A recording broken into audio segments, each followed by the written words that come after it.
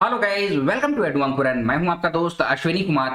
और जैसा कि जो सहायक आचार्य 6 to 8 के लिए तैयारी कर रहे हैं, आज का वीडियो उनके लिए है। देखिए, मॉडल प्रैक्टिस सेट आपके सामने रखा जा रहा है। तो आइए आज के इस वीडियो को शुरू करते हैं। और वीडियो शुरू करने से पहले अगर आपने चैनल को सब्सक्राइब नहीं किया है तो सब्सक्राइब टू एडवांकुरन। देखिए, पहला क्वेश्चन। देखिए, क्वेश्चन से पहले कुछ जरूरी बातें। जो 6 to 8 के लिए तैयारी कर रहे हैं, 6 to 8 का पेपर 1 आप लोग का ऑलरेडी हो चुका है। पेपर 2 जो नागपुरी ऑप्ट किए हैं, नागपुरी भाषा का चयन किए हैं, उनका एग्जामिनेशन अभी होने वाला है। तो नागपुरी भाषा के लिए जो 6 to 8 का एग्जामिनेशन आप लोग देने वाले हैं, उनके लिए देखिए पीडीएफ भी तैयार किया गया है, कंप्लीट पीडीएफ। ठीक है, कंप्लीट पीडीएफ जिसमें कि आपका सिलेबस का सारे टॉपिक्स को रख के, गीत हो गया, कविता हो गया, कवि परिचय हो गया है, उसको देते हैं एमसीक्यू के फॉर्म में। ठीक है, और साथ ही साथ प्रैक्टिस सेट एक तैयार किया गया है। तो आज जो वीडियो अभी आपको जो दिया जा रहा है ना, प्रैक्टिस सेट का ऐसा ही पीडीएफ आपको मिल जाएगा। ठीक है, उसमें हम लोग कोशिश कर रहे हैं कि 10 से ज्यादा प्रैक्टिस सेट आप लोग को मिल जाए। तो पीडीएफ ऑलरेडी ले लीजिएगा, पढ़ लीजिएगा, और कम से कम 1000-1200 क्वेश्चंस को तैयार कर लीजिएगा, प्रैक्टिस कर लीजिएगा। ठीक है, तो उससे क्या होगा, आपकी तैयारी मजबूत हो जाएगी। उसके बाद एग्जामिनेशन दे के आइए, बहुत अच्छा आपका एग्जाम जाएगा। 1 to 5 वाले आप लोगों ने कॉल किया, बोला कि ठीक है सर, बहुत अच्छा आपका प्रैक्टिस सेट रहा। तो उसी हुआ क्या है कि अभी के समय ऑनलाइन टेस्ट हम लोग नहीं ले पा रहे हैं, समय का अभाव के कारण। इसीलिए आप लोग को पीडीएफ के फॉर्म में प्रैक्टिस सेट प्रोवाइड कराया जाएगा। ठीक है, अब क्वेश्चन किस तरह से रहेगा, एक सैंपल आप लोग को दे दिया जा रहा है ना। और 6 to 8 का सिलेबस क्या है, उसका वीडियो ऑलरेडी पहले आप लोग को प्रोवाइड करा दिया गया है। तो एडवांकुरन चैनल पे जाइएगा तो मिल जाएगा।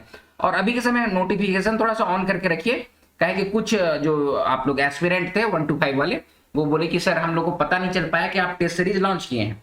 ठीक है, तो 6 to 8 के लिए टेस्ट सीरीज तो नहीं, लेकिन प्रैक्टिस सेट प्रोवाइड कराया जा रहा है। कॉन्टेक्ट कीजिएगा, आज के इस डिस्क्रिप्शन बॉक्स में आपको व्हाट्सएप नंबर रहेगा, व्हाट्सएप में आप लोग डिटेल ले लीजिएगा। ठीक है, चलिए आइए वीडियो को शुरू करेंगे। पहला क्वेश्चन है, संप्रदान कर माने का है। ठीक है, व्याकरण से लिया गया क्वेश्चन है। ये आपके ऑप्शंस हैं। करेक्ट आंसर क्या हो जाएगा, ऑप्शन नंबर सी, किसी भी चीज को देना उसी को संप्रदान कहते हैं। ठीक है, आप लोग जैसे कि पढ़ते हैं ना, आपादान कारक, कारक कारक का एक है। ठीक है, कारक की एक विभक्ति है, कर्ता ने कर्म को करण से। ठीक है, तो उसी में से आता है संप्रदान। ठीक है, तो इसका मतलब क्या होता है, किसी भी चीज को देना, उसी को कहते हैं संप्रदान। ठीक है, आगे बढ़ रहे हैं। दिग्पाल राम देवघरिया अपन रचना में का जिनिस के प्रबल बताए है क्या। ठीक है, तो सबसे पहले आप लोग को यह सोचना होगा, दिग्पाल राम देवघरिया का कौन सा आप लोग को गीत या कविता पढ़ना है भाई। ठीक है, तो आप लोग 6 to 8 वालों को संवत 65 साल पढ़ना है, संवत 65 साल। ठीक है, संवत 65 साल में एक क्वेश्चन फॉर्म करके आपके सामने रखा जा रहा है कि दिग्पाल राम देवघरिया अपने रचना में का जिनिस के प्रबल बताएं, मतलब का जिनिस मतलब किस चीज को प्रबल बताए हैं कविता में। संवत 65 साल गीत या कविता है, उसमें किस चीज को प्रबल बताए हैं, क्वेश्चन ये पूछ रहा है। सब चीज को एकदम तार तार करके समझिए। ठीक है, तो ये आपके ऑप्शंस हैं, शीतला, हैजा, अकाल या फिर देवल शोभे। तो करेक्ट आंसर हो जाएगा ऑप्शन नंबर सी, अकाल। प्रबल अकाल करके ऐसे करके लिखा हुआ है, गीत या कविता है संवत 65 साल, उसमें इस तरह से लिखा हुआ है। ठीक है, चलिए आगे बढ़ रहे हैं। भोटांग डहर का मुख्य पात्र है के, भोटांग डहर रचना है। ठीक है, उसको आपको पढ़ना है, शिष्ट कहानी के अंतर्गत आता है 6 to 8 वालों के लिए।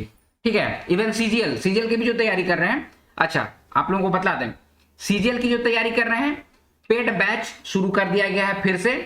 जो लोग छूट गए हैं, एडमिशन नहीं ले पाए थे, इस बार फिर से नए तरीके से आप लोगों को प्रोवाइड कराया जा रहा है सीजीएल का पेड बैच। ठीक है, उसमें वीडियो मिलता है, सेक्शनल टेस्ट मिलेगा और फिर आपको नोट्स मिल जाएगा। ठीक है, ये तीनों चीज मिलेगा। जल्दी से जल्दी आप लोग एडमिशन लीजिएगा। तो प्लस पॉइंट ये होता है ना कि सेक्शनल टेस्ट में आप अच्छा परफॉर्म करते हैं। ठीक है, तो बाद में कहीं का भी टेस्ट सीरीज आप उठाइएगा। देखिए, एडवांकुरन टीम के द्वारा जो भी क्वेश्चन फॉर्म किया जाता है ना, स्टैंडर्ड क्वेश्चन रहते हैं। ठीक है, उसके बाद आप लोग कहीं के भी क्वेश्चन सॉल्व कीजिएगा, आराम से सॉल्व कर पाइएगा। ठीक है, तो एक अनाउंसमेंट है सीजीएल वालों के लिए, सचिवालय की जो तैयारी कर रहे हैं। ठीक है, आइए फिर से आते हैं हम लोग। भोटांग डहर का मुख्य पात्र है के, भोटांग डहर आप लोग को शिष्ट कहानी पढ़ना है 6 to 8 के लिए भी। तो इसका मुख्य पात्र कौन है? बिंजिया है, मंगरू है, रतिया है, देवल सोभ है। करेक्ट आंसर हो जाएगा ऑप्शन नंबर बी, मंगरू है। मंगरू इसका भोटांग डहर का मुख्य पात्र है। ठीक है, आगे बढ़ रहे हैं। कविता, कवि कहां जाए ताकू कर बात कहे ना, मतलब कि कविता ने, यहां पर कविता ने या फिर कविता में ऐसे करके लिखिएगा, कुछ कुछ टाइपिंग मिस्टेक हो गया है तो कोई दिक्कत नहीं है। कविता में कवि कहां जाए ताकू कर बात, ताकू मतलब कि देखिए, ताकना मतलब होता है आसरा देखना किसी का, इंतजार करना किसी का, किसी चीज को जाके देखना, ठीक है, समझना, सब में ताकू को वर्ड का यूज किया जाता है नागपुरिया में। ठीक है, तो कहां जाए ताकू कर बात कहे ना, कचहरी, थाना, ए और बी दुइयो, या कौन हो जाएगा? तो इसका करेक्ट आंसर हो जाएगा कचहरी और थाना में जाके एक बार देखो का स्थिति है, ये बात को कवि कह रहे हैं। ठीक है, अब ये कौन से कविता से लिया गया है ये आपका काम है, सर्च कीजिए, पता कीजिए। ठीक है, चलिए आगे बढ़ रहे हैं। अगला क्वेश्चन है, कोनो अनुच्छेद ने संज्ञा के घड़ी घड़ी दोहराए से बाँचे ले हमरे केकर व्यवहार करीला। तो ये आपके ऑप्शन हैं, इसका करेक्ट आंसर हो जाएगा ऑप्शन नंबर सी, सर्वनाम। व्याकरण का क्वेश्चन है, डायरेक्ट क्वेश्चन आता है कि सर्वनाम किसे कहते हैं, या फिर संज्ञा का जो बार बार इस्तेमाल हो रहा है उससे बचने के लिए किस चीज का प्रयोग करते हैं, किस व्याकरणिक इकाई का प्रयोग करते हैं, ऐसे क्वेश्चन पूछ देगा। संज्ञा के घड़ी घड़ी दोहराए से बाँचे के लिए हमरे केकर व्यवहार करीला, ऐसे क्वेश्चन है ना।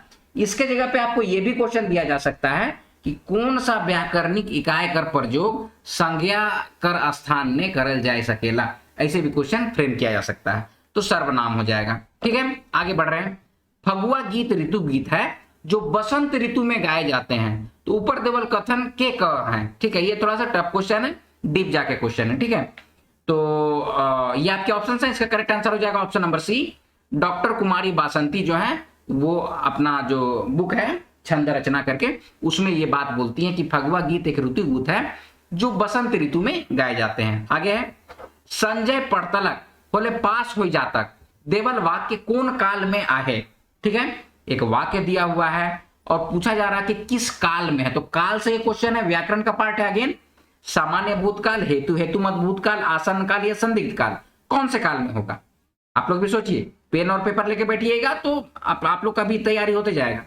करेक्ट आंसर इसका हो जाएगा ऑप्शन नंबर बी, हेतु हेतु मत भूतकाल। हेतु हेतु मत भूतकाल में क्या होता है, एक क्रिया दूसरे क्रिया के ऊपर निर्भर करती है। तो इसमें क्या बोला जा रहा है, संजय पढ़तलक, संजय अगर पढ़ता ना तो पास हो जाता। पास कैसे होता, जब वो पढ़ता, तो एक क्रिया दूसरे क्रिया के ऊपर निर्भर करती है। ठीक है, आगे बढ़ रहे हैं।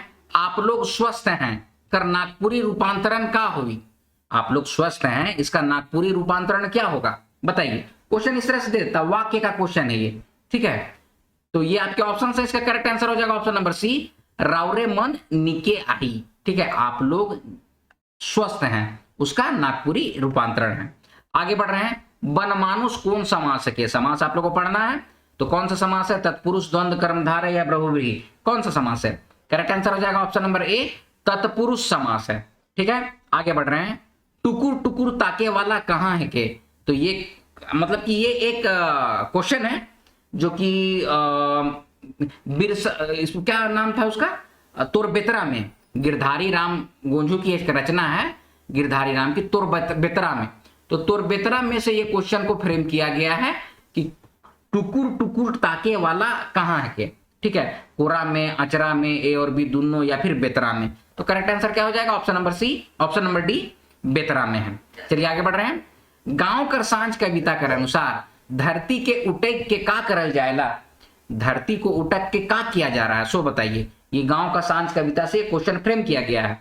ये आपके ऑप्शन से करेक्ट आंसर हो जाएगा ऑप्शन नंबर बी, सीना चिरल जाएला, सीना को चीरा जाता है। ठीक है, ऐसे गांव के सांझ कविता में एक पंक्ति है, उसी से फ्रेम किया गया है ये क्वेश्चन। ठीक है, आगे बढ़ रहे हैं। क्वेश्चन नंबर 12, कहनी कर अनुसार केसर कर दूल्हा, ठीक है, केसर का दूल्हा कौन है?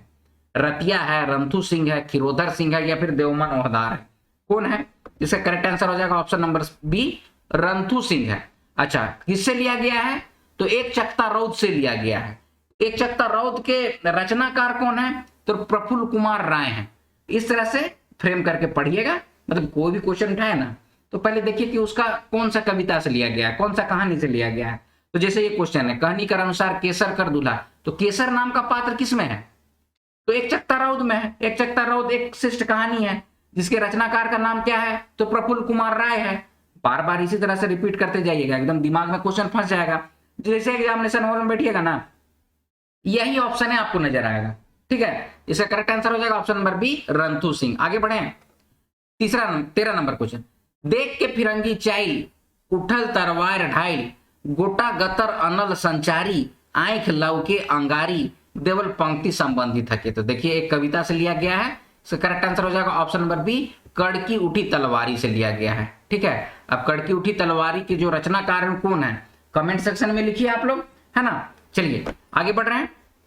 हेठे देवल में कौन गीत ने तीव्र वाद्य यंत्र नी बाजेला? तो कई बार बताया, कई जगह पे क्वेश्चन फ्रेम किया गया है।